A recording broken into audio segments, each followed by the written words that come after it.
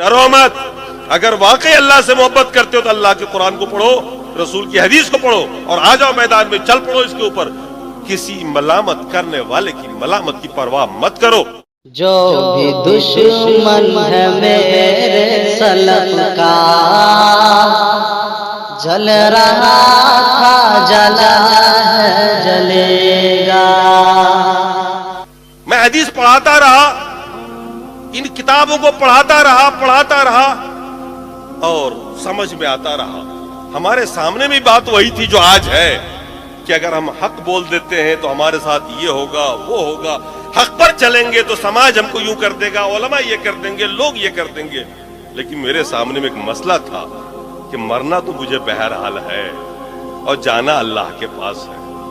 میرے کھاتے میں نماز نہ ہو, میرے کھاتے میں اتباع رسول نہ ہو, اتباع رسول کے بجائے کچھ اور کی اتباع ہو, نماز ہماری فالتو چلی جائے, تو اللہ کے ہم کس منہ کو لے کے جائیں گے؟ اب سوچئے, عملی تجربہ.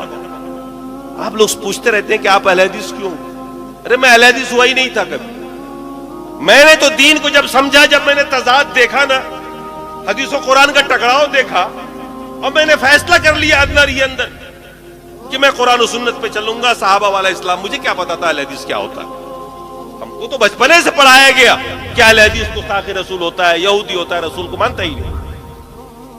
اس لیے ہم نے کبھی جھانک کے دیکھا ہی نہیں. کسی اہل حدیث کو دیکھتے راستہ موڑ لیتے تھے کہ سلام نہ کرنا پڑ جائے بھیا, ان کے سلام سے نکاح ٹوٹ جاتا. وہ یہی سکھا رکھا تھا, دھوکے میں سلام کر لیا بیوی ہاتھ سے نکل جائے گی.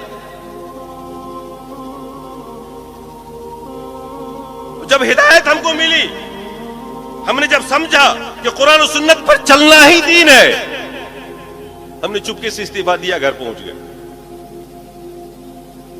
تو 2 سال کے بعد میری تقریر ہو رہی تھی, کہیں پر ایک اہل حدیث نے سنا, اور اس نے مجھ سے کان میں آ کر کہا کہ حضرت, صبح میرے گھر آیا, اس نے کہا کہ آج جو آپ نے تقریر کی ہے نا, وہ بالکل میرے مولوی جیسے کی ہے.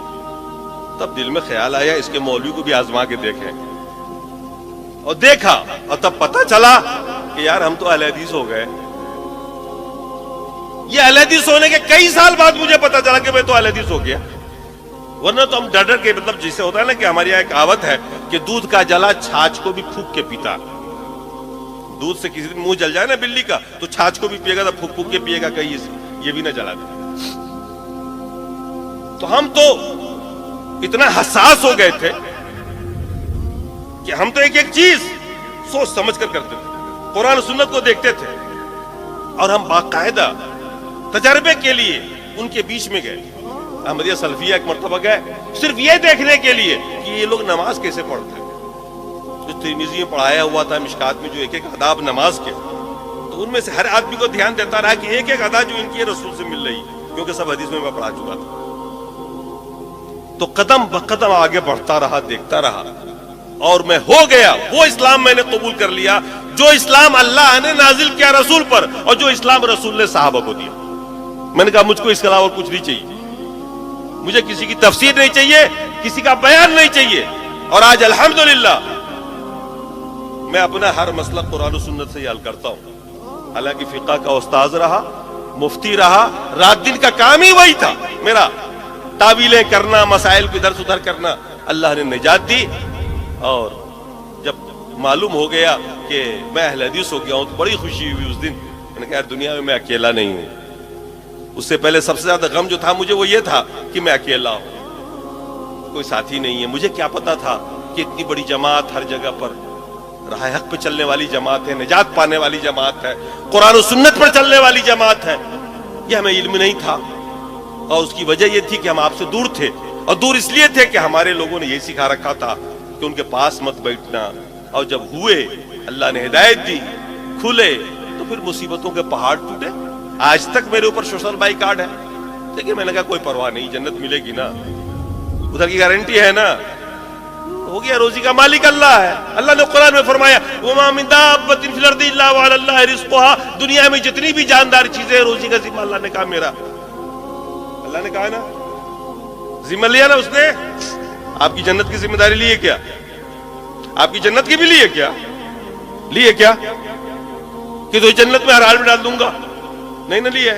उसकी फिक्र करो जिसकी नहीं ली है, उसकी फिक्र क्यों कर रहे हो जिसकी ली रखी? तो रोजी की जिम्मेदारी उसके ऊपर। अब हमारे बहुत सारे साथी उलमा है, उस जमाने वाले मिलते हैं, समझाता हूं, बताता हूं, वो समझ लेते हैं, बात मानते हैं कि हक पर आप ही हैं, सब कुछ ठीक है। लेकिन भाई आपके यहाँ तो मामला बड़ा खराब है, न नजराना है, न फातिया है, न मिलाद है, वहां तो ले दे के सूखी तनख्वाह है, हमारा घर नहीं चलेगा उससे। वो यही कहते हैं। मैंने कहा अभी तुम मोमिन नहीं हो, तुमने अल्लाह को रज़ाक नहीं जाना, तुमने इनको रज़ाक जाना हुआ है। मैंने कहा उलमा अहले हदीस भी कम मोटे नहीं होते हैं, वो भी खाते हैं और अवामी माशाल्लाह खूब खा रही है, अल्लाह का रोजी दिया हुआ होता है। मैंने कहा डरो मत, अगर वाकई अल्लाह से मोहब्बत करते हो तो अल्लाह के कुरान को पढ़ो, रसूल की हदीस को पढ़ो और आ जाओ मैदान में, चल पड़ो इसके ऊपर। किसी मलामत करने वाले की मलामत की परवाह मत करो। दुनिया क्या कह रही है, खुद को ये देखो कि अल्लाह तुम्हें क्या कह रहा है, ये देखो अल्लाह तुम्हें क्या कह रहा है। दुनिया वाले कह रहे थे इब्राहिम को, क्या कहते थे इब्राहिम के बारे में, क्या कहा उन्होंने जब हज़रत इब्राहिम ने उनके वो तोड़ा था ना, कहा कि फतन, एक नौजवान है जो ऐसा ऐसा बोल रहा था, फतन कुरान में आया। लेकिन अल्लाह ने क्या कहा इब्राहिम को, काना उम्मतन, अकेले इब्राहिम को क्या कहा, उम्मत का। अकेले इब्राहिम अलैहिस्सलाम को क्या कहा। लोगों की निगाहें क्या देख रही थी, इब्राहिम एक जवान है अकेला, लेकिन अल्लाह क्या देख रहा था इब्राहिम अलैहिस्सलाम को, उम्मत। खुद को आप अल्लाह की निगाह से देखना सीखिए कि अल्लाह ताला आपके बारे में क्या कह रहा है, रसूल क्या कह रहे हैं, आपके बारे में क्या चर्चे हैं आसमान पर। ये मत देखिए कि जमीन पर आपके बारे में क्या चर्चे हैं। जन्नत उधर से मिलनी है, रोजी वहां से मिलनी है।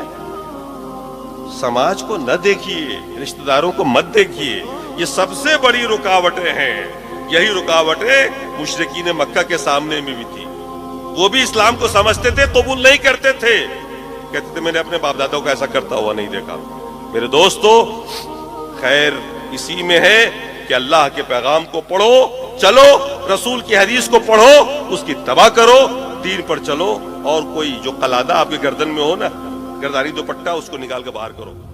यही है इस्लाम। जो भी दुश्मन है मेरे सलफ का,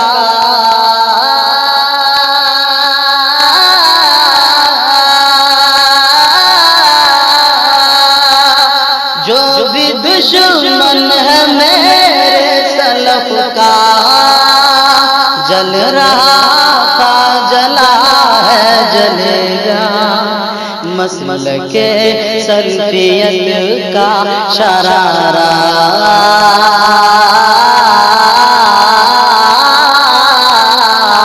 मसलके सल्फियत का शरारा, हाय रोशन रहा रहेगा।